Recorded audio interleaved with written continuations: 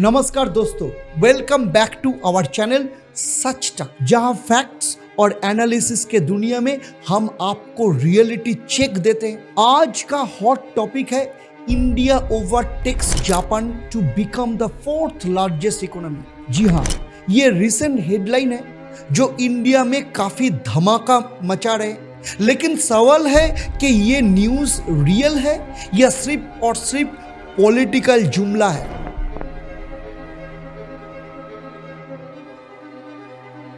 आज इस वीडियो में हम दोनों साइड के व्यूज को चर्चा करेंगे, गवर्नमेंट के क्लेम्स और ऑपोजिशन की स्केप्टिज्म, दोनों को फैक्ट चेक करेंगे और सच को आपको बताएंगे। ये वीडियो जरूर देखना क्योंकि आज बहुत कुछ रिवील होने वाला है। तो पहले बात करते हैं कि फ्लैशबैक में चलते हैं। 2014 में नरेंद्र मोदी जी ने प्राइम मिनिस्टर बने थे, तब इंडिया का जीडीपी सिर्फ और सिर्फ 2 ट्रिलियन था।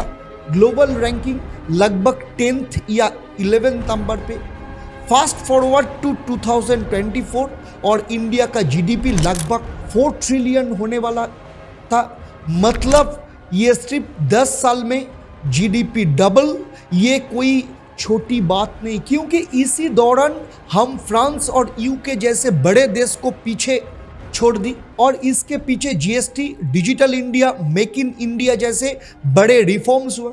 एक फैक्ट बताऊं, आईएमएफ का रिपोर्ट है कि इंडिया पिछले कुछ सालों में वर्ल्ड की फास्टेस्ट ग्रोइंग इकोनॉमी में रहा है। एवरेज अगर अराउंड देखेंगे तो एनुअल ग्रोथ 6 to 7% बहुत इंप्रेसिव है। रिसेंटली नीति आयोग के सीईओ बीआरवी सुब्रमण्यम जी ने कहा, मीडिया में आके बोले कि इंडिया ऑफिशियली जापान को ओवरटेक कर चुके और अब वर्ल्ड की 4th लार्जेस्ट इकोनॉमी है। उन्होंने आईएमएफ का लेटेस्ट डेटा भी साइट किया और पीएम मोदी जी ने तो ट्वीट किया कि अब 11 से 4th पोजीशन में आ गया। सब सेलिब्रेट कर रहे हैं, लेकिन क्या ये सच है? नेक्स्ट चैप्टर में हम समझते हैं। तो यहाँ पे कंफ्यूजन है दोस्त।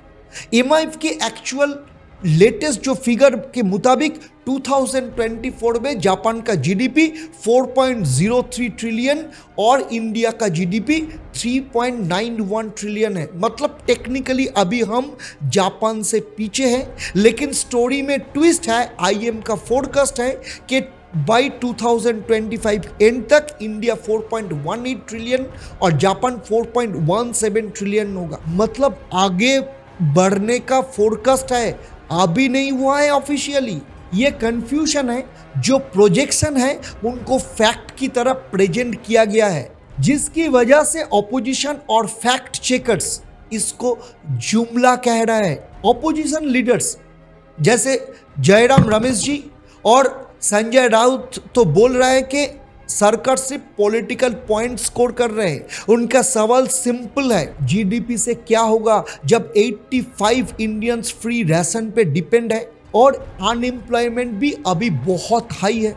और इकोनॉमिक्स जैसे अरुण कुमार भी कहते हैं कि ये GDP data short term fluctuation से चेंज हो सकता है, तो प्री मैच्योर सेलिब्रेशन करना एकदम गलत होगा।